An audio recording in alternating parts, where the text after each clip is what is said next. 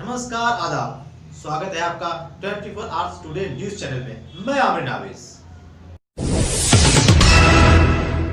लगभग 1 साल पहले एक महिला को मारकर उसके चेहरे पर तेजाब डालकर उसकी हत्या कर दी गई थी।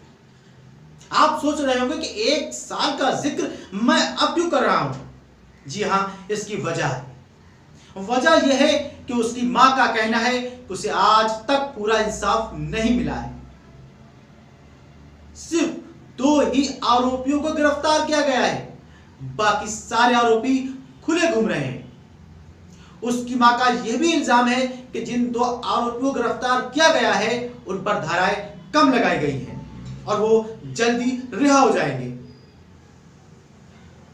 आइए सुनते हैं दर्द भरी कहानी पीड़िता की मां की जुबानी।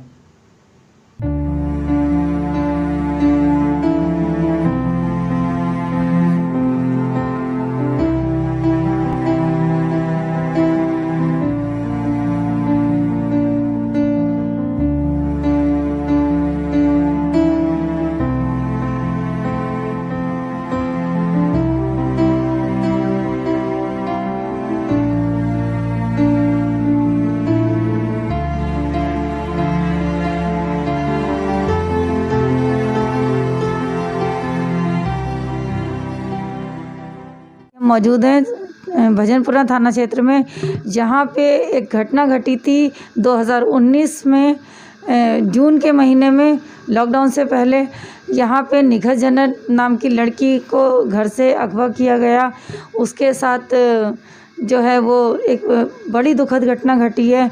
आइए बात करते हैं निखत जन्नत की जो मदर है हमारे साथ, शबनम अंसारी जी। आइए मैं उनसे बात करती हूँ। शबनम जी, थोड़ा जैसे जो आपकी लड़की के साथ घटा है वो आप मुझे पूरा विस्तार से बताइए। जी, उस समय मैं गांव गई हुई थी, मैं यहाँ पर नहीं थी।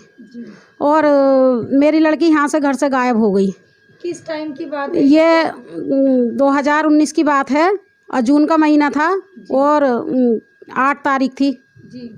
और 8 तारीख की रात में मैं वहाँ गई थी गांव अपने, और उसी समय मेरी लड़की घर से जो है गायब हो गई।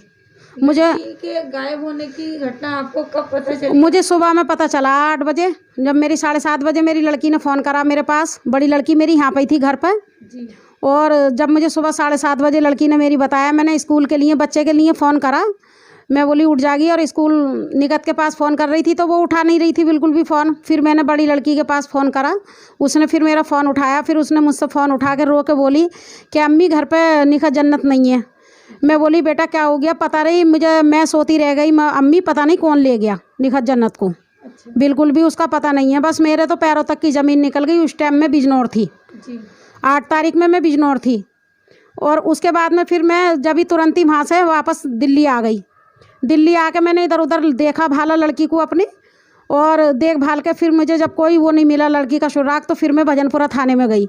मैंने भजनपुरा थाने में मैं बोली मेरी लड़की गायब हो गई है घर से, ऐसे ऐसे FIR मुझे करनी है।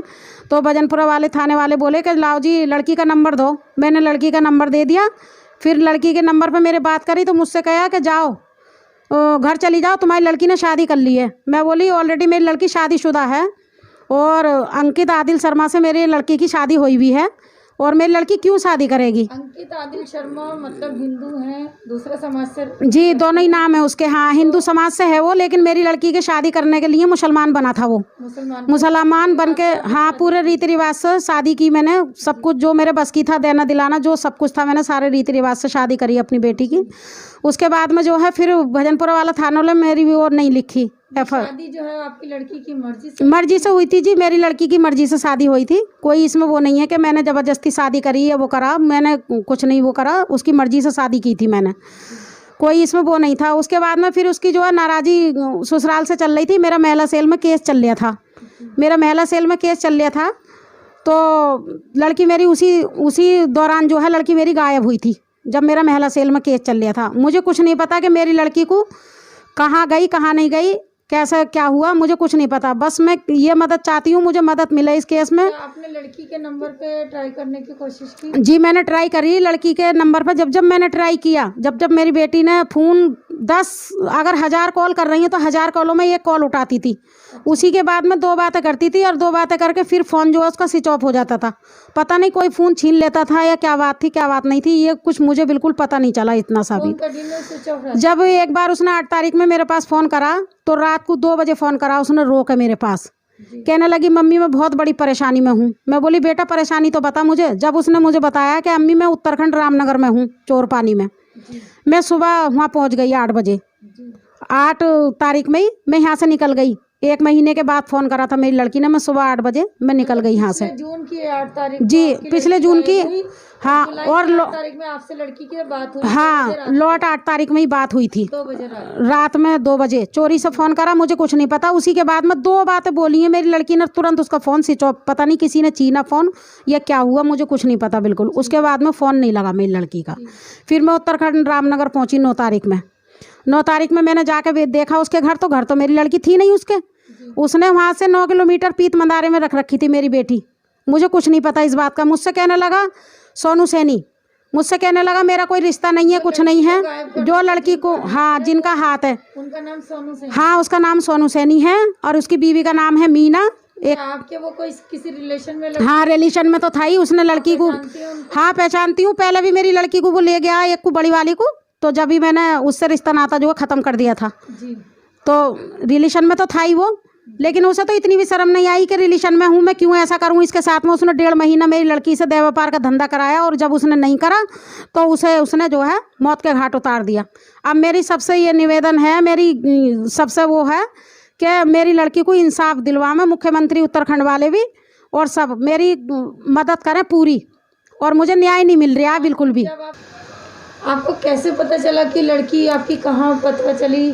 कैसे जो भी कैसे क्या पता चला मुझे? मैं 8 तारीख में तो वहाँ गई थी, वहाँ से मैं फिर वापस आ गई 9 तारीख में ही। उसके बाद में जो है 14 तारीख में उसे पता चला होगा लड़की को मेरी, उसने कोई बात बोली होगी जब मेरी अम्मी आई थी तो तूने मुझे बताया क्यों नहीं है, क्या बात है, ऐसा कोई बात हुई उसमें। 14 तारीख में मेरी लड़की को मौत के घाट उतार दिया उसने। मैं इस वजह से उसके यहाँ मैं थाने में भी नहीं गई थी, चौकी में क्यों नहीं गई मैं, कि पुलिस वहाँ की दलाल है रामनगर की, उसके घर की सारी बात का पता है। यहाँ धंधा होता है, पुलिस वहाँ हफ्ता लेने जाती है उसके घर, दारू पीने जाती है वहाँ की पुलिस रामनगर की, थाना कोतवाली, और सारे कामों का वहाँ पता है बिल्कुल। क्योंकि बड़ी लड़की के चक्कर में भी जब मैं गई थी ना तो वहाँ भी जब भी कोई सुनवाई नहीं हुई थी, तमाम ये ब्लेड डंडों में बांध रखे थे 20 लड़के और उसने बुला लिए थे मारने के लिए। ये बहुत मारपीट हुई थी वहाँ जब भी उसने लड़की नहीं दी थी मेरी बड़ी वाली। फिर उसी के समय मैंने 4 आदमी वहाँ पर इकट्ठे करे और उन्होंने कह दिया कि जब लड़की तुम्हारी नहीं हुई तो इस लड़की को जो है यही लादा वाली। जैसे लड़की के आपको मृत होने का पता चला कैसे? 22 तारीख में। तो उसकी लाश आपको मिली? नहीं, लाश नहीं मिली हमें। हमसे यहाँ पुलिस आई भजनपुरा थाने में जी। रामनगर की, हमसे ये बताया गया कि तुम्हारी लड़की का एक्सीडेंट हुआ है। सबसे पहले उठाया उसे आके पुलिस ने, दामाद को, मेरे दामाद छोटे वाले को ही, उसी के घर वाले को, जन्नत निखत जन्नत के। और उसके बाद में फिर हमें खबर मिली है, फ़ोन आया हमारे पास, तो मैं यहाँ से भजनपुरा थाने पहुँची।